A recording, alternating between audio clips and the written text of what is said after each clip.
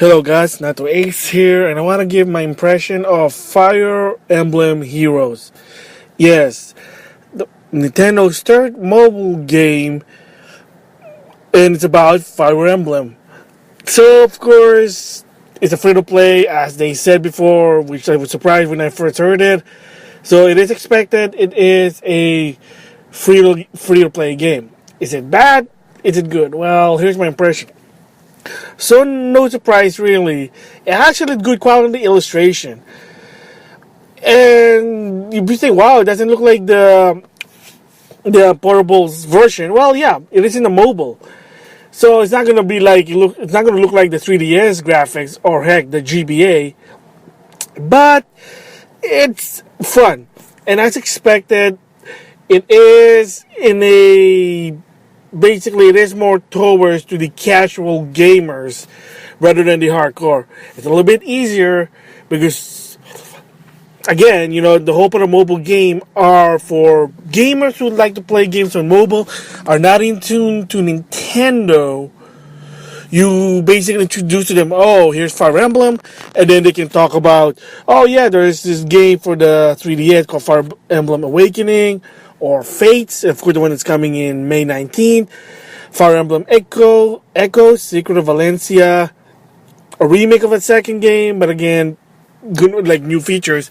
That's basically it. So the developer for this game, of course, is DNA. And if you know who they are, well, of course, if you know the history in March 2015, the Lady Water basically announced that they're going to make a partnership. They're doing a partnership deal with DNA. They're the ones going to be in charge of the mobile game. Plus, two, they're going to be also in charge of the online infrastructure for the Switch. Different story, but you get the idea. So if you don't know who DNA is, they're sort of a good mobile developers. And this game, you're going to have if you play other mobile game, you're probably going to have a feeling sort of like the way at its layout, which is Final Fantasy Records Keeper. Yeah, it's another casual type Final Fantasy game that basically it's just you get to the battle, quick game, that's it. There's no world travel, there's no go to one dungeon to another. It's just straight out you battle, wave enemies to wave enemies. So it's sort of like this with Fire Emblem Heroes.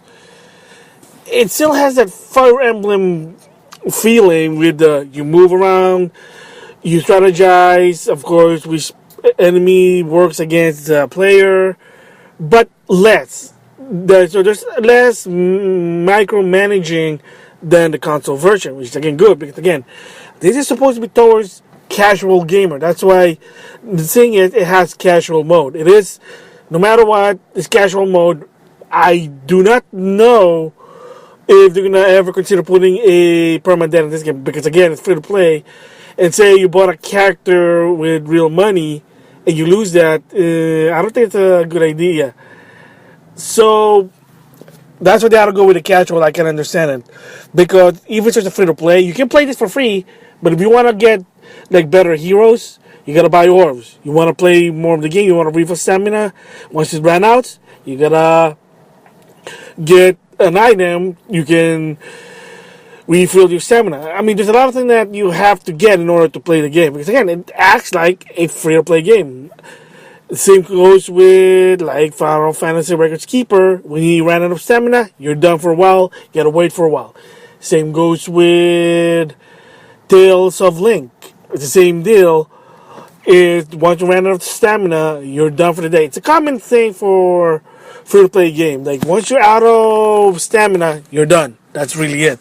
But I'm surprised maybe because I'm just only in the beginning. I have not yet go far yet. Because I'm trying to find out all the thing what I can do, like how to make it last long and replay value. The stamina sort of right now is forgiving, but I think if I go to a later level, they're probably going to be harder. Because a lot of my friends already were in a later level. Some did say that even story mode, yeah, there is a story mode. It is a bit difficult that you have to go to training mode. There is a training mode which you help build your character up. So there you go.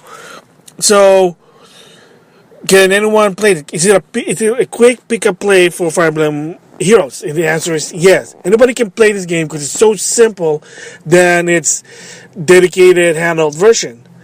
Again, you don't have to worry about permadeath, but like I said, one of the biggest problems with Fire Emblem, that's why not a lot of people want to get into it, is the idea of permadeath.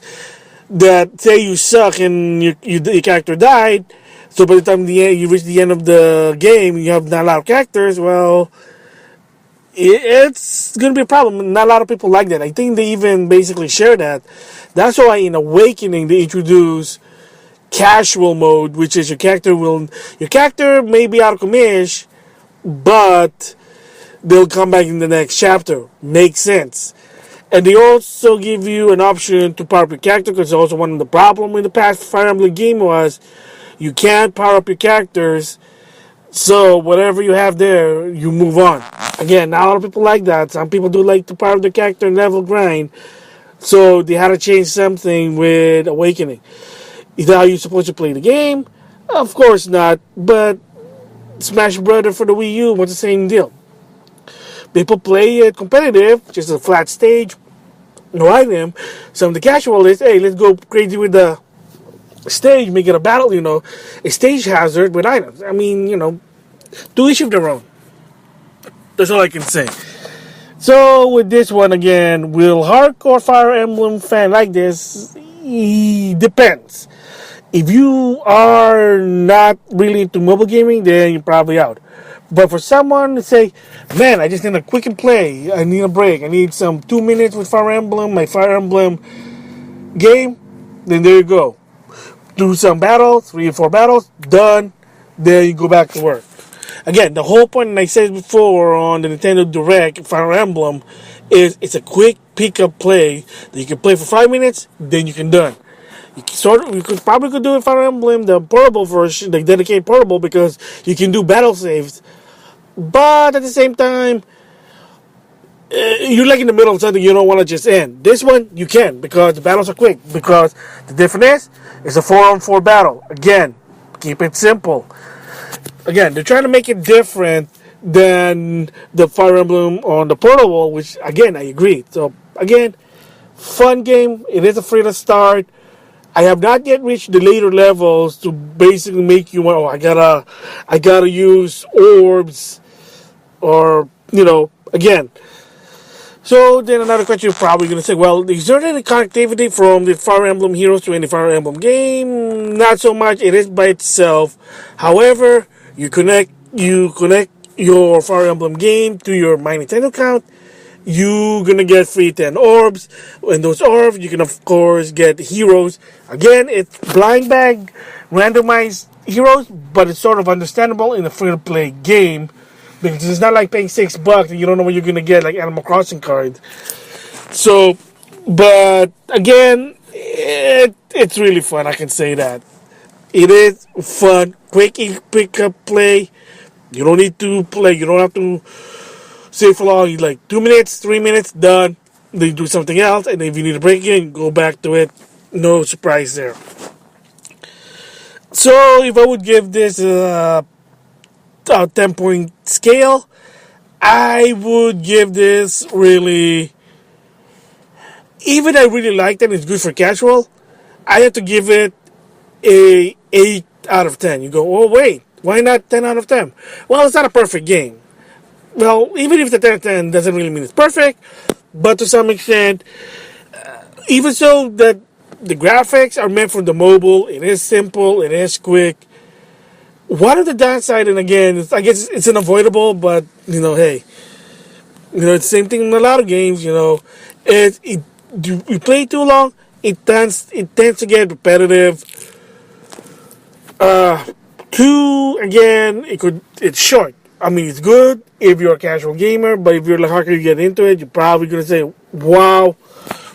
Let's see.